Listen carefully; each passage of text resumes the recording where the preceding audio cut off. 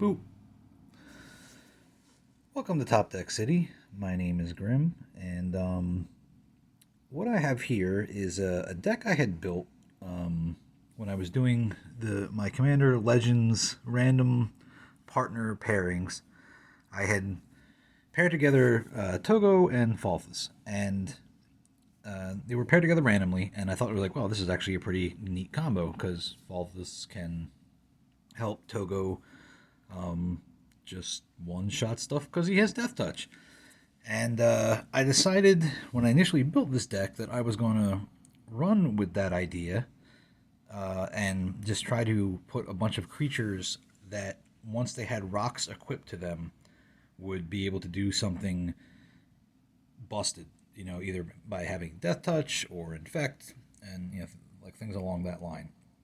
However, when I built the deck and played it, it didn't do much of anything.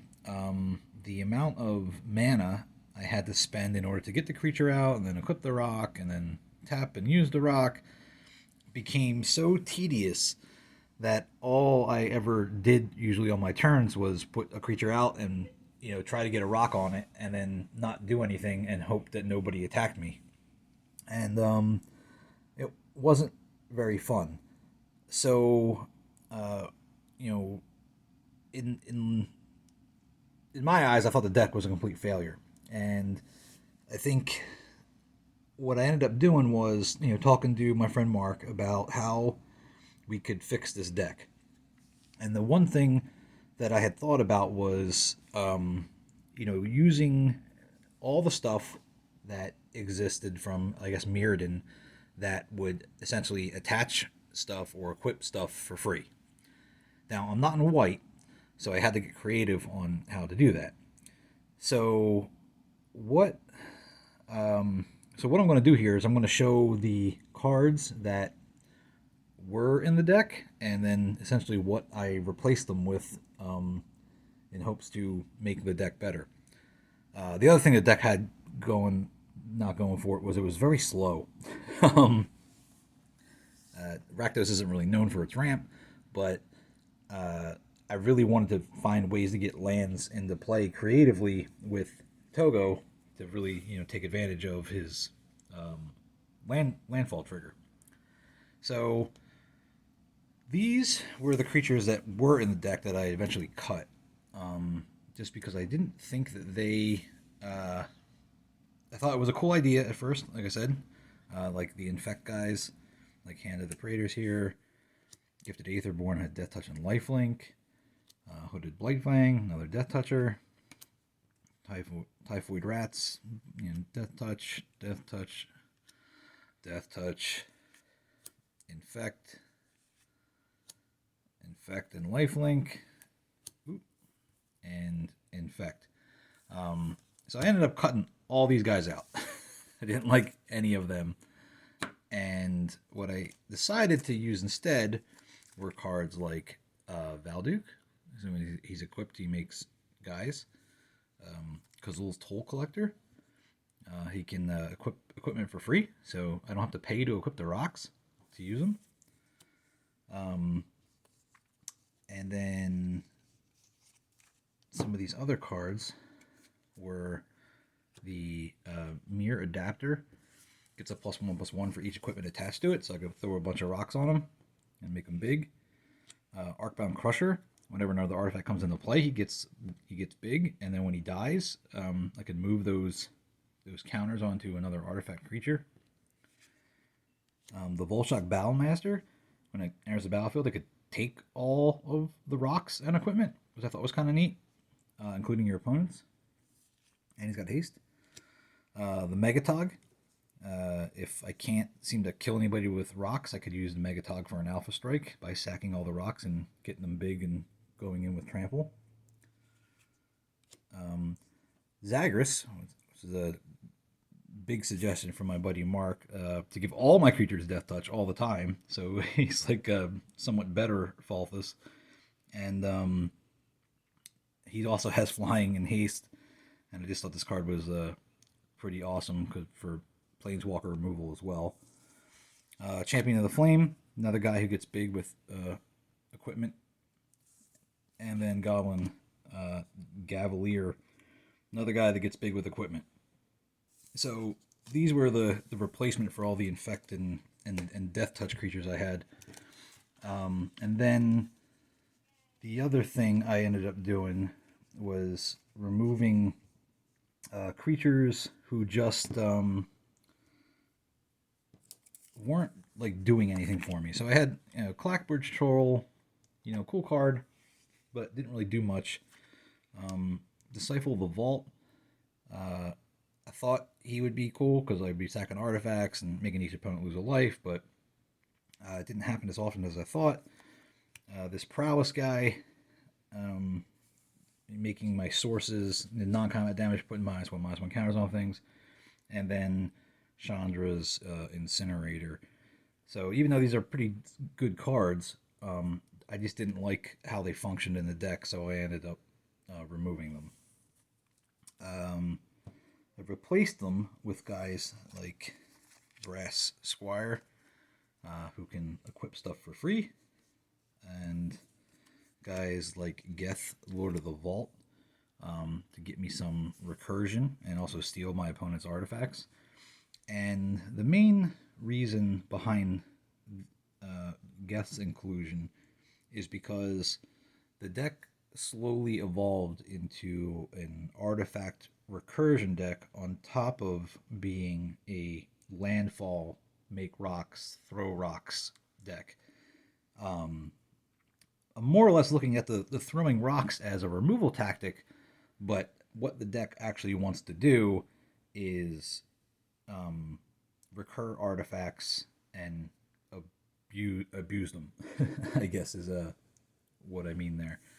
So, things like, Burned Ishtar, when it dies, it can get me some mana. Same thing with Psalm Simulacrum. Mind Stone, another artifact that dies. Wayfarer's Bauble.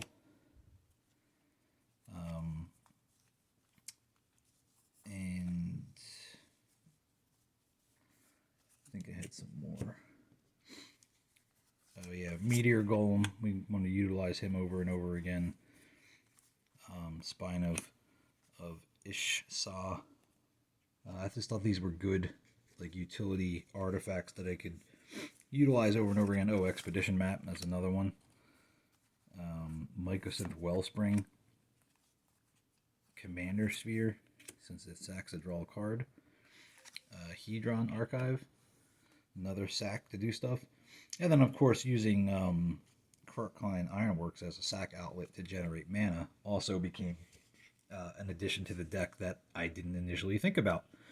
And so, because all these artifacts I have either generate mana, draw cards, or destroy something when they ETB, I needed to replace other stuff that was in the deck that wasn't really pulling its weight. And I know some of this is going to seem really bizarre, but the cards I had ended up cutting were these ones here.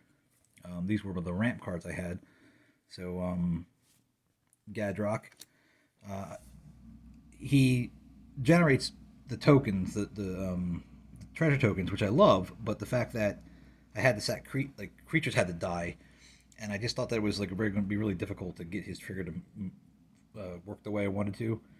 I had Quirk-Klein Stoker in there, but I just decided to bite the bullet and order an Ironworks to replace him. Farfinder I had in the deck, and then I ended up replacing him with a Pilgrim's Eye, because it was just a better card.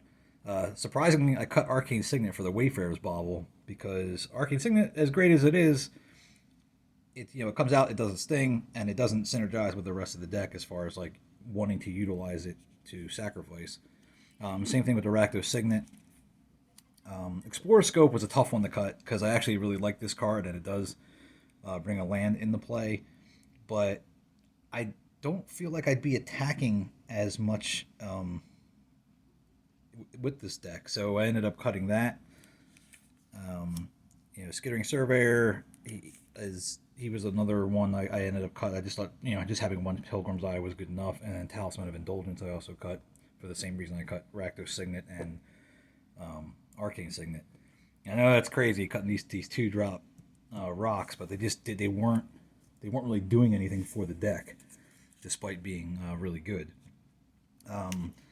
Things like I kept in the deck though that were in the original deck and just were still functioning well were Inspiring Statuary is essentially giving me ramp. Liquid Metal Coating, this card it seems to make it in every red deck I play, but I can't help it. The fact that you can turn any permanent into an artifact and then nuke the artifact, with your artifact removal spells or abilities, it's just so good. And I left it in the deck for that reason. Gearport Aether Grid, the tapping the 2 untapped artifacts you control to deal 1 damage. You stole that one right from the command zone, but it's a great card and it works. Makeshift Munitions, sacrificing artifacts or creatures to ping stuff, always great. I kept these equipment in here to help deal in case Falthis gets killed enough times that I can't utilize his Death Touch ability. So Basilisk Collar, Gorgon's Head, Cranial Plating. This is there for Alpha Strike purposes. Gearport Orrery, getting me some card draw, playing extra lands to get more rocks. And Valakut Exploration, getting landfall triggers, and then getting essentially card draw in a red to play those cards. And removal, Feed the Swarms, a must-have for enchantments. Eaten to Extinctions, probably my favorite instant removal spell right now because it kills planeswalkers. And Blasphemous Act. The removal I ended up cutting was over here, and these were all cut because they just didn't really synergize with the new deck design, which were Merciless Executioner, great card, just didn't work the way I wanted to. Hagrid's Mauling was a tough one to cut because it is also a land, but I just thought, sometimes you just gotta make cuts, and that was one that didn't make it. Underhand Dealings, same deal. And a Braid, this was also a really tough one to cut. It's my artifact destruction, and I love a Braid, but it's a one and done. I can't recur it. And Chain Reaction, as much as I like this one as well, I liked some of the other ones I chose instead. Now, moving on to other things that I included in the deck were I didn't really have any real haste abilities, surprisingly. And it was just poor deck building on my part. So I added Anger, for obvious reasons. I added Perforos, because I do like the fact you could cheat stuff into play. And then with all my sack outlets, I can, let's just say, bring in a Meteor Golem for, his 3 mana, have it come into play, boop whatever it's going to get, and then I sack it at the beginning of the next step, but of course I'll sack it to Makeshift Munitions or something else beforehand so that it just goes to the graveyard and then I can recur it later. And the fact it gives, all creatures haste. Perforos' Hammer, once again, making haste. I can nuke lands to get Golem enchantment artifacts in a pinch. It's just a great card. And then, even though it doesn't give haste, I just thought giving mass lifelink to everything was great. And then being able to recur a card from the graveyard with it in a pinch is also good. Since I do have a good amount of ETB triggers. Another card I added that was just silly not to have it is Magnetic Theft. And then also Hammer of Nizan, which is kind of like the all-star of the deck, because being able to just equip the rocks for free all the time is awesome. I thought about putting Gamble in the deck just to fetch the Hammer of Nizan, but I ended up not doing that. Some more cards I added, and I wasn't really paying attention to budget at this point, were Dockside Extortionist to get the treasure tokens, Walking Atlas to get Toggo's Trigger more often. Geosearch was a card I recently discovered. The fact that it's only 4 mana and it gives you 7 And you can only spend it on artifacts and creatures, and most of my deck is artifact and creatures. This seemed kind of like a no-brainer card to add. I wish it was an instant speed, but sorcery speed is pretty... It's okay. I'll live with that. Mana Geyser. This card just seems to be a staple to put in any red deck, just to give you some big, bursty red mana to kind of do crazy stuff with on your turn. Soul Ring. Yeah, the deck didn't have a Soul Ring, and I don't like playing with Soul Ring, but this deck needs it, and so I'm going to play with it, because quick costs suck. And then sort of the Animist was another card I foolishly didn't have in there. That was another suggestion by Mark to include in the deck. And then the equipment I cut, and this is also going to probably make a lot of people laugh, but I cut Swiftfoot Boots. I think just having one creature have Hexproof and Haste is not as good as having all of them have Haste. And so, took it out. Took out Batterskull because I thought Whip of Erebos was a better option. And I cut the Blackblade Reforged, despite the fact it is a Lands Matters deck. I don't plan to really be swinging with Falthis or Toggo, so I would be paying 7 to equip it to garbage creatures, so that wasn't going to happen. And then Viridian Longbow, which I thought was a clever thing to put on Falthis to have it ping stuff, turned out to not really ever get any use, so I cut those. Some cards I added for more synergy are these guys here, which are the Nadir Nightblade, a new card from Commander Legends that, whenever a token you control leaves the battlefield, each opponent loses 1 life and you gain 1 life. So every time a treasure or my rock leaves the battlefield, you give me a little bit of life gain. And, I thought that was pretty neat. Nice little budget card. Slowbad, giving me the ability to make some of my artifacts that I really need to have in play remain indestructible, like Hammer and Zan, sort of the Animist. He's there for protection purposes. Since I'm not in green or white, it's kind of hard to protect your board. Goblin Welder, get me some recursion. Reckless Fireweaver. Whenever an artifact enters the battlefield under your control, he deals 1 damage to each opponent. I thought that was kind of a fun little addition there, since rocks will be coming in all the time, and he hits everybody, so it doesn't just hit one guy. And then Treasure Nabber. People play with rocks, and I want to be able to steal their rocks and then sack them off to makeshift munitions. And Treasure Nabber is perfect for doing that. Make sure people don't get their artifacts back.